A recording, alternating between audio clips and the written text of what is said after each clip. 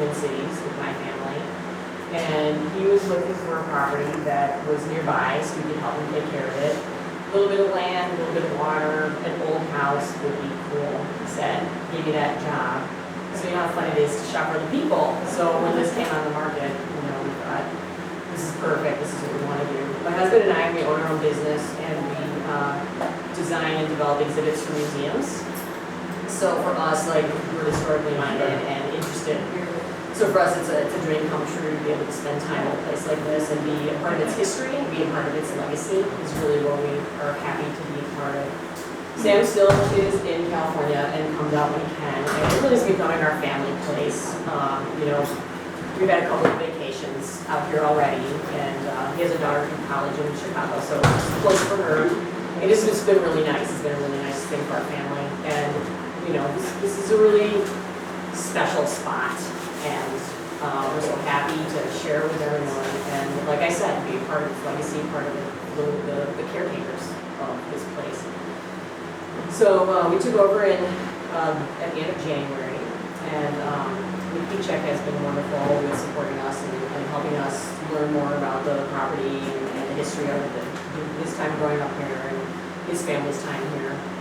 And really, it's been all about just getting to know the land. I've been reading a lot of Pat's work, so I can educate myself about this area. Because I'm still learning. It's still very fresh information for me. But I'm going to follow her lead of what she talks about in her book on Farmington, which is to really start with the land and then talk about the people. And so, everyone, I'm sure, knows better than I do that what we know about this area is that the water in the river is a big part of why it was settled by European settlers. We also know with the springs, which is what makes this property interesting, it was there for nature, and then it became a part of Native American livelihood and sacred spaces before the European settlers. And so what I've been trying to do while I'm piecing together the human side of it is also learn about the nature side of it, ecologically, geographically, how it happens, where do the springs come from, how do they work. I was really fortunate. I came across a study that was done in Wisconsin, wrapped up about 5 years ago. I think they surveyed over 400 springs. And so there's a bunch of information in this report about where they are. There's history about how they were utilized for commerce and tourism, which Bethania was a part of in the late 1800s and early 1900s. So that was really fascinating. And another thing I found was a mineral water report from 1892 that was from the Department of the Interior. And Bethania is mentioned in there as a spring that reported sales, I think, in 1900. So that's really fascinating. It goes state by state, tells you how many there were in 1890, 1892. It was a multi-million-dollar business during those years, bottling and selling mineral water. So that's kind of as far as I've gotten with everything. The trout ponds are interesting as well because the water's a consistent temperature and quality. Trout do really well, and so along with bottling and selling water, a lot of times they make these trout ponds and people can come and fish and get their own trout to take home for dinner and try some of the water too. And I think there's a statistic in the mineral water report that says that Wisconsin was top provider, maybe it was your book, Pat, a top provider of soda and water in the early 1900s. This was really a big deal for people. So we've tested the water. We know that it's clean and biologically safe. Still really has all the mineral profiles that it had back in that time. Everybody gets to take a bottle of it home with them today. We recreated the artwork just from this little pamphlet, and made little labels. Didn't do too much, but everybody should feel free to look at the report and take a bottle home. That container over there, you can sample it. That's from the spring. We just pulled all that water out today from the spring. So that we're just having so much fun, but we're interested to learn from you all too about the history of this area and fill in so many of these pretty big gaps in our knowledge of the lineage and legacy of the whole area. So we're hopeful that we can learn from you too a lot about this place. So I know there was several buildings. Let's see, where's that there? This is the only picture I know of. That's several buildings that are on the other side of the factory building. We haven't gotten into finding any of their remains yet. We don't know where they are, but we know they were there. And Nick, again, told us a lot about what used to be down there and how it worked, but we're piecing together just how the building functions, how they capture the water. There's these spring boxes and there's cisterns everywhere, and it's really a huge puzzle. So we are all ears if anybody has anything. Yeah, the only thing I'd add too is the spring water that we've been drinking and that we pull out of there's next to the factory, there's that boat that has been bent over. And the legend has it that was bent over by Native Americans a long, long time ago as a wayfinding system to know that there's good water there. That's the rumor. I don't know if there's any truth to that or not. But right underneath that tree, there's a cistern. And when we opened up the manhole, we saw that there's still water in there. There's some plumbing. Some of it's very old, but there's a pipe that goes into the factory from there. There's a pipe that goes into the lower spring box from there. And the top two spring boxes are actually in really good shape. And we have got some work to do to the lower two. But there's a pipe that comes into that lower spring box that, and that's where we collect water. So we're not just getting it out of the spring box. We're getting it out of, basically it's getting exposed to the air for the first time in its history once it comes out of that pipe and goes in there. So we've got kind of a weird picture on a rope kind of thing that we drop down and we fill bigger containers and then we fill these bottles. But that's the water we've had tested and it's absolutely safe and it's some of the best water I've ever had. And it's coming out of the ground at about 46 degrees. And then, like I say, that's the same water that used to feed. There's a pipe that went into the factory, and that's where Nick was raising he'd start trout in the factory in these little tubs, and then he'd put them in these spring boxes and move them from the spring box to the spring box so they didn't cannibalize each other. And he was raising brook trout, which technically are char. They're not even trout, they're more like a salmon species, and they're trickier. So they need really good water, and they need really cold water, compared to rainbows or any other kind of trout. So that was kind of interesting to learn, from Nick. So that's the only thing to say. So I'm not just dipping a pitcher into those spring boxes. But Thanks for that.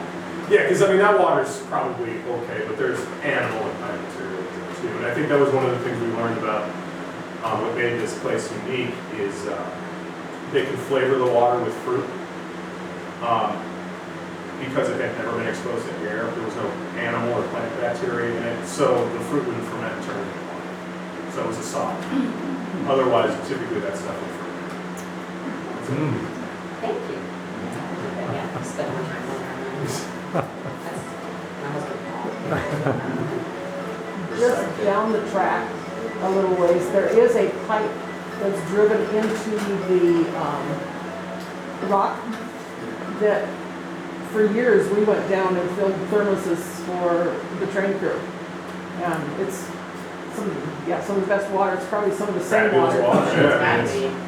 And we're finding it just kind of takes, it's like anything in nature, it kind of follows the path of least resistance, and that's where it comes out of the ground. So it moves around a little bit, because I noticed when I mow, I've buried the mower in a couple spots that weren't wet the week before, and some that are wet. So. I'm hoping to get the DNR out to add this to that study, to get it kind of registered with the spring study for Wisconsin. They're wondering if they can send a hydrologist out to give us an idea of how to manage things. Because they built that factory on top of the springs very purposefully, but we want to save it, so trying to dry out that factory is, without messing with the springs, is kind of our challenge down here. Yeah. So yeah, unfortunately we can't walk down there. Do you know what the first year was that they started selling the water, and is that building down there go back to the first year? I imagine it probably does. So there was someone, is it Moore, and he established, you know what, I'm going to get my notes, I think he established St. Gloria Mineral Waters, is that right? In 1873, and that was up a ways. That was that hotel question. Are you the owner? Are you the owner? These two. Actually, I'm the owner's brother-in-law. So We have a small ownership in this, but mostly it's me as brother-in-law. I did make some notes about that when I was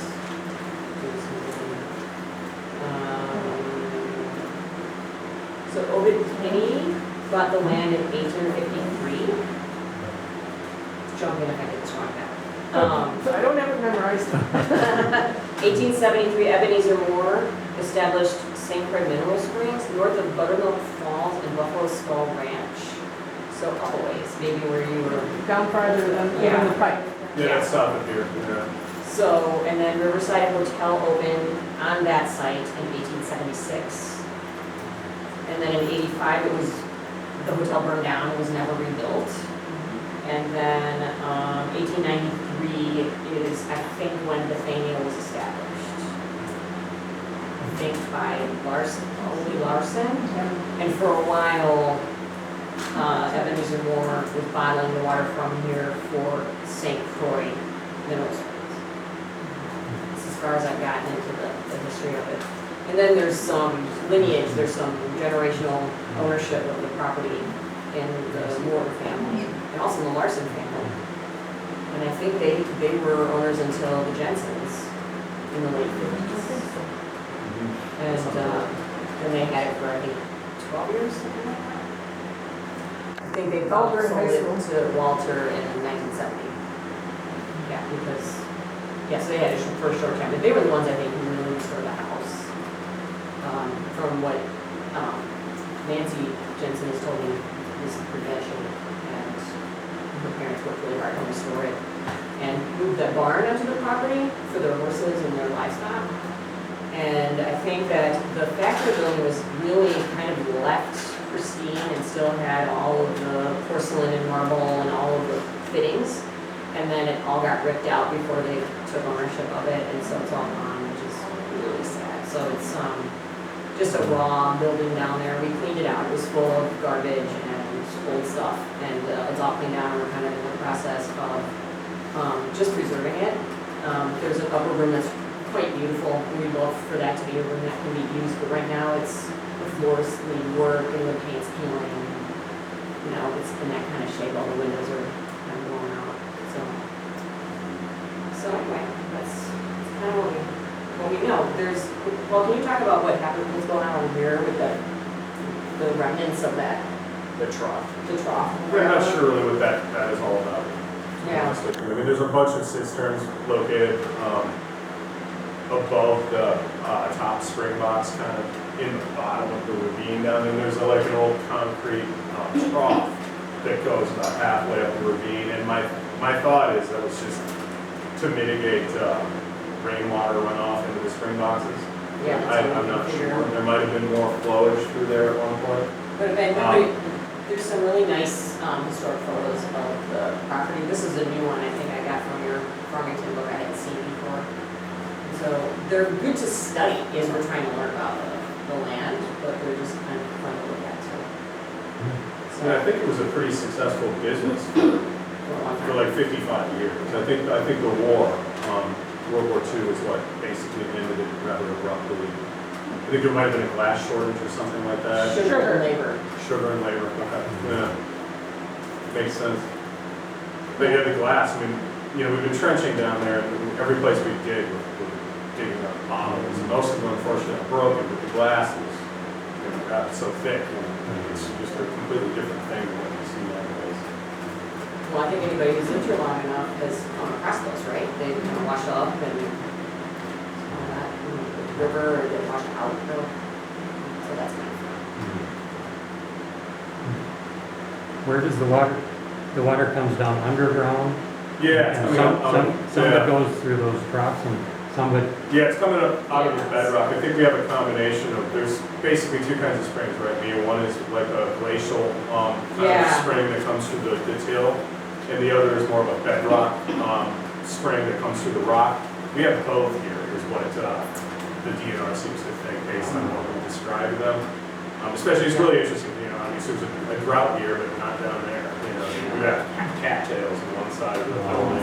There's like water pressed down in the basement, Yeah. like all winter long. Yeah, all winter long, you can Open, see where the so deer were the water coming temperature never from. changes. Because there's water flowing through the building, and that's what we're trying to mitigate right now. But I went down there when it was 20 below, and it wasn't frozen, and there was green watercress right there, but the deer were coming in and eating, it's, winter time, so it's kind of crazy.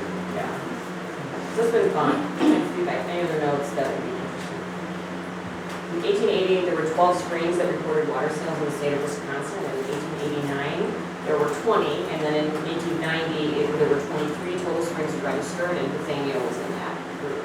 So it was earlier than 1893 that we typically talk about with establishing Bethania. So, Didn't the judge win an award at the World's Fair for the spring water? I know it was there, Like I don't know if it 1908 was awarded. or something like that? So, yeah, so it's super fun to be learning about all this. Yeah. Did you hear where the name Bethania comes from?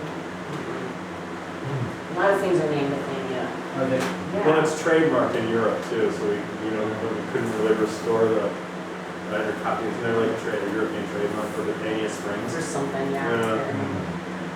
But yeah, I should look that up because I think at one point we did know just kind of what that name represented, but. Anyway. 9 months in, that's all we got. That's a lot. It's a lot of work to do. Yeah, it's, yeah, Well, it's probably a appropriate question. I mean, it's such a privilege to go through this home. Would you consider it as being a tourist attraction, or to have tourists, like, it'd be nice to share? we are really thinking hard about how to be a part of the community. And, what's that event that happened in the spring where there was like a bunch of places that were open that you could kind of drive to? What was that called? Yeah, like Croydon Farms put that on, and so, would it be maybe open for an event like that? We've talked about it being, maybe, like a retreat facility or something like that.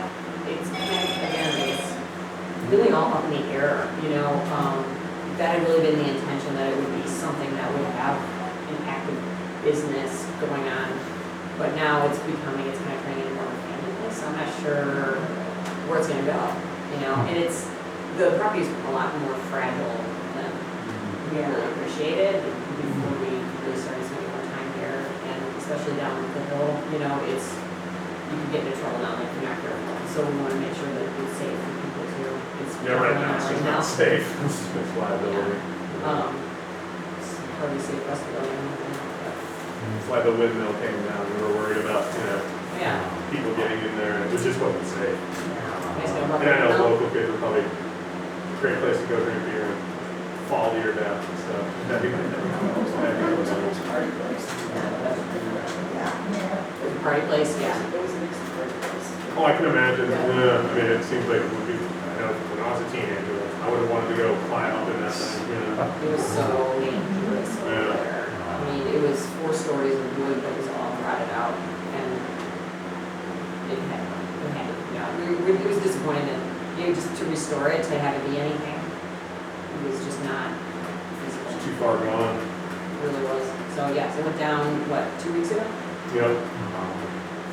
Yep. Dug a big hole for it and buried We it dug in a giant place. hole, Just knocked it in. pushed it into the So it's hole. buried out there, which is, Seems kind of appropriate. somewhat of a tribute.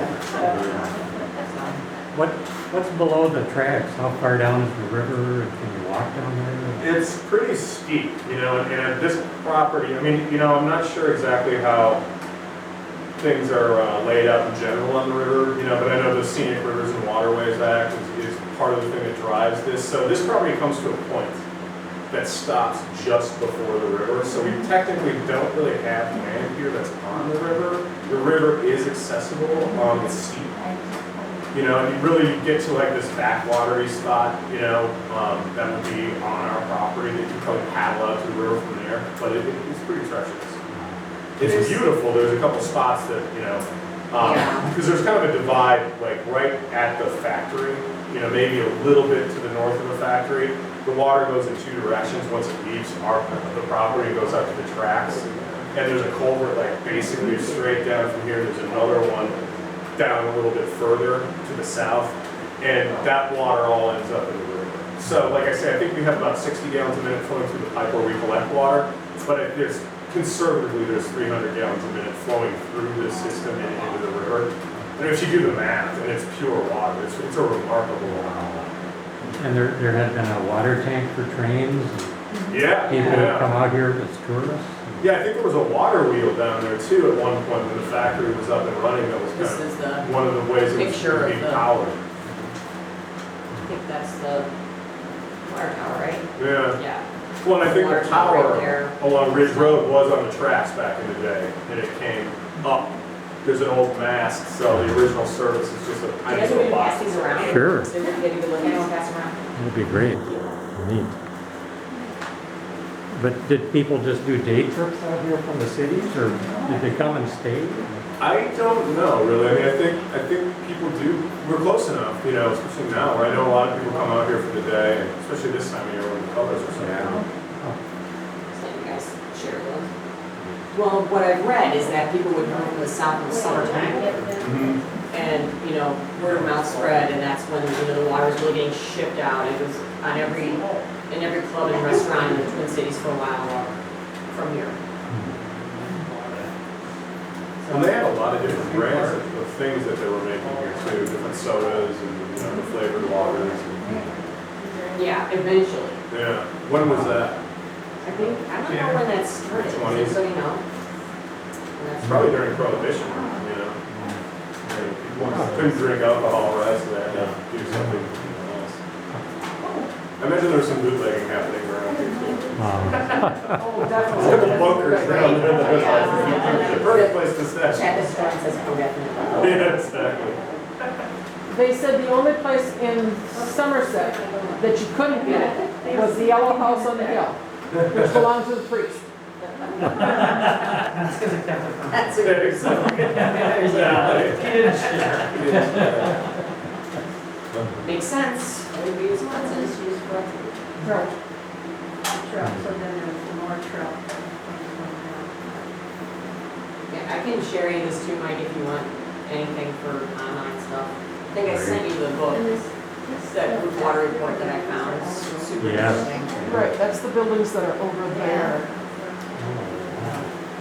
That's probably not the current, maybe the current ones. Is there a lower one?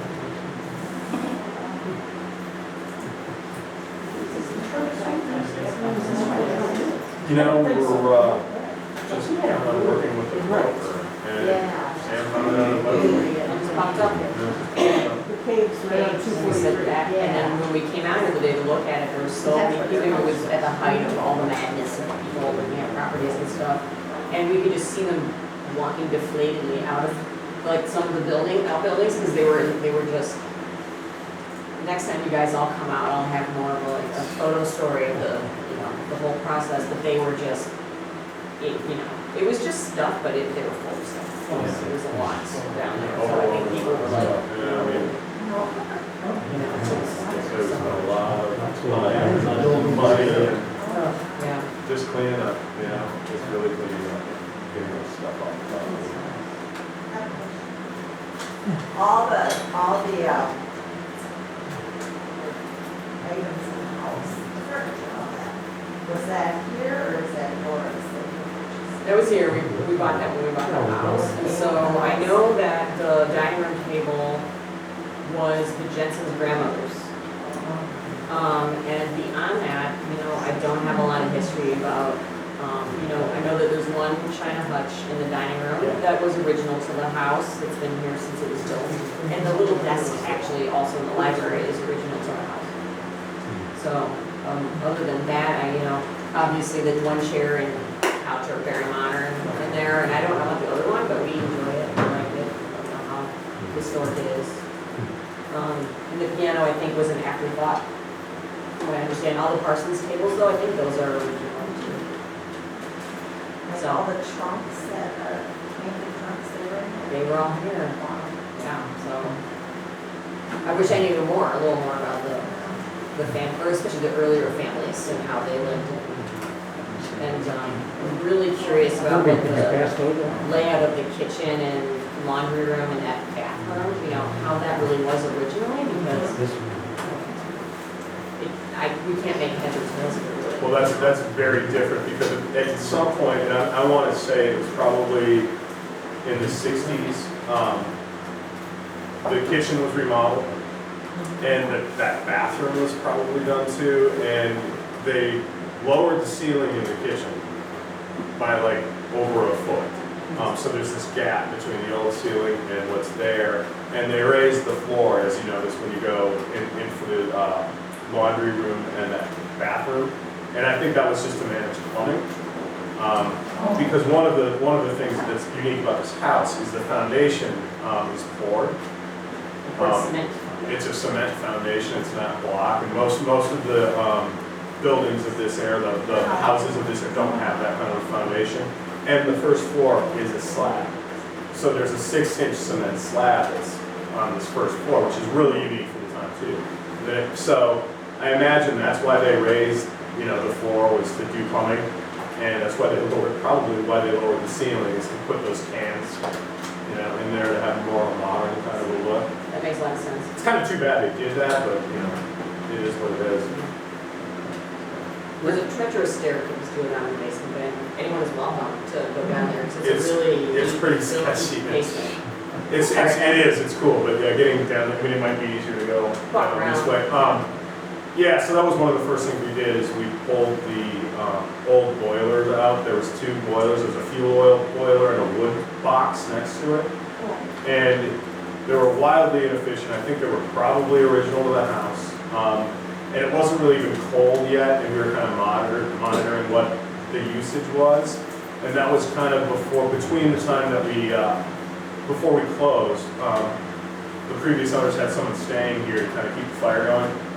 And when they had the fire going, they were using about 17 gallons of fuel oil a day. And when they didn't have the fire going, they were using 30 gallons of fuel oil a day. And if you just know the price of fuel oil, do the math, that's ridiculous. And so. So one of the first things we did, and they were scary, and so everything was lined with asbestos. So we had an abatement guy come out, and we removed all the asbestos from the basement except for this little train room that we encapsulated it. And we had the boiler taken out. We had a temporary heater. I had all the plumbing drained, but we had temporary heat just in case there was something that got missed. And that was in the kitchen, or actually in the laundry room. And we kept the temperature about 50 degrees, and the day we took the boiler out was the day it became 20 below for 2 weeks. And all we had was a 125 gallon tank. Because the only propane they were using was for an on-demand heater, and when it was that cold, just keeping it 50 degrees, we had to have that tank filled twice a week. So then we got Pope had to bring in a bigger tank, and that kind of took the pressure off. But yeah, we just got the boiler back online like last week. Did we though? So We're it took us still a- working on it. We're waiting for parts for 6 months. They got stuck in the supply line, and we got ordered wrong. Is this fountain still here? It is, you can see it down there. It's just a little, just looks like a little wishing well. You see it? It's sort of rock with rocks on the bottom? Yeah, it's that little A brown. little circle of rock and a little circle pond. That was a postcard. Yeah. I want to know about the girl who's in that picture and the dog, because that dog shows up a bunch. So, some of those mysteries we may never unravel. There was a site file at the Historical Society in Madison, and they sent me the digital scans of it all, but it's all stuff they already have. So I actually gave them some of these photos that they didn't have for the file. So it may take decades, but maybe we'll work it out. Who knows what's in someone's attic or in a box of the Historical Society that was able to process it. So, does anybody have any stories about the property or anything